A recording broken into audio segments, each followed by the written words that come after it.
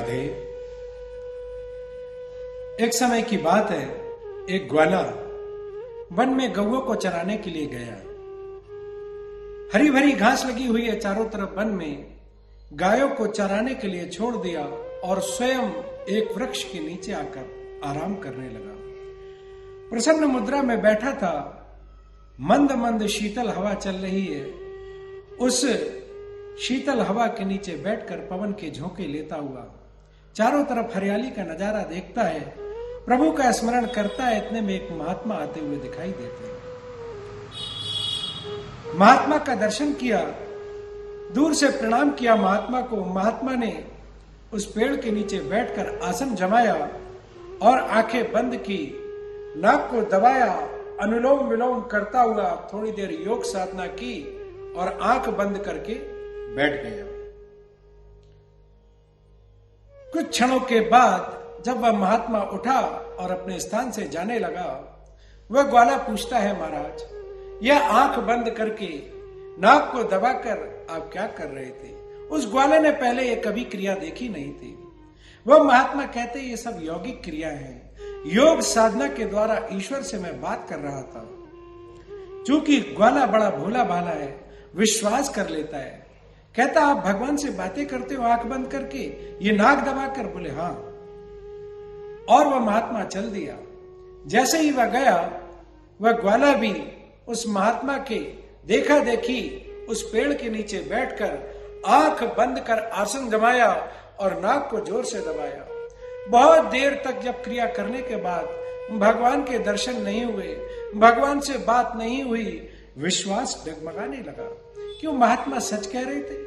पर मन में विचार करता है कि जब महात्मा की भगवान से बात हो सकती है तो मेरी क्यों नहीं हो सकती। यह विचार करके पुनः एक बार आंख बंद किया और जोर से नाक को दबाकर बैठ गया। सांस लेना भी बंद कर दिया। जब तक भगवान से बात नहीं हो जाती तब तक मैं सांस नहीं लूंगा। और आंख बंद करके जोर से जब नाक दबाई है, सांस लेना बंद कर दिया। और भगवान भोलेनाथ, सावन का महीना, जैसे ही भगवान ने देखा कि मेरा कौन सा भक्त इतनी श्रद्धा के साथ मुझे याद कर रहा, तुरंत भगवान भोलेनाथ उस भक्त के सामने आकर खड़े हो गए और कहने लगे, पुत्र मैं प्रसन्न हूं, आंखें खोलो। बिना आंखें खोले कहता है कि आप कौन हैं? अरे बोले मैं वही भगवान हूं जिसका तू ध्यान कर रहा है। आंखें खोली और जैसे ही देखा भगवान भोलेनाथ को, मन में विचार किया, आज तक मैंने भगवान देखे नहीं है, वास्तव में ये भगवान है कि नहीं। भगवान को बोला इधर आइए और एक पेड़ के पास खड़ा कर दिया। एक रस्सी लेकर भगवान को बांध दिया। भक्त बड़ा भोला भाला है तो यहाँ भगवान भी भोलेनाथ है। और वह महात्मा को ढूंढने के लिए निकल गया पीछे पीछे। जिस मार्ग से महात्मा गए थे, महात्मा थोड़ा पहुंचे थे आगे, और उनको बुला कर ले आया। बोले जल्दी चलो हमारे साथ, देखो ये भगवान वही है क्या जिनका आप दर्शन करते हैं नित्य? वह महात्मा उनके साथ आया और जैसे ही उस भक्त ने पूछा, ये देखिए सामने भगवान बंधे पड़े हैं, इनको देखकर आप बताइए क्या वास्तव में यही भगवान है? अब वह महात्मा को तो भगवान दिख ही नहीं रहे। अब वह भक्त कहता है ग्वाला कि प्रभु आप इस महात्मा को क्यों नहीं देखते हैं? अरे बोले कोई माला लेकर हजारों बरस तपस्या करता रहे, यौगिक क्रिया करता रहे और मन में झूठ कपट हो, विश्वास श्रद्धा न हो तो जन्म जन्मांतरों में भी मेरे दर्शन नहीं कर सकता। पर जो श्रद्धा से, भक्ति से एक क्षण भी मुझे याद करता है, तत्क्षण में उसे दर्शन दे देता हूं।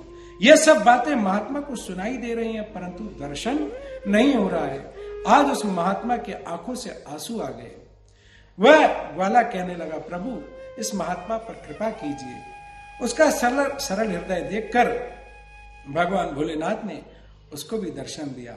इस कथा का बताने का मतलब ये नहीं है कि आप भी आंख बंद करके नाक दबाकर बैठ जाएं और प्रभु के दर्शन हो जाएंगे, परंतु यह विचार कीजिए उस साधु के कहने पर वह ग्वाला भक्ति और श्रद्धा से परमात्मा का ध्यान किया तो भगवान के दर्शन हो गए। इसी प्रकार भक्ति और श्रद्धा जब पुष्ट होती है तो ईश्वर के दर्शन हमें भी हो सकते हैं। जय जय श्री राधे।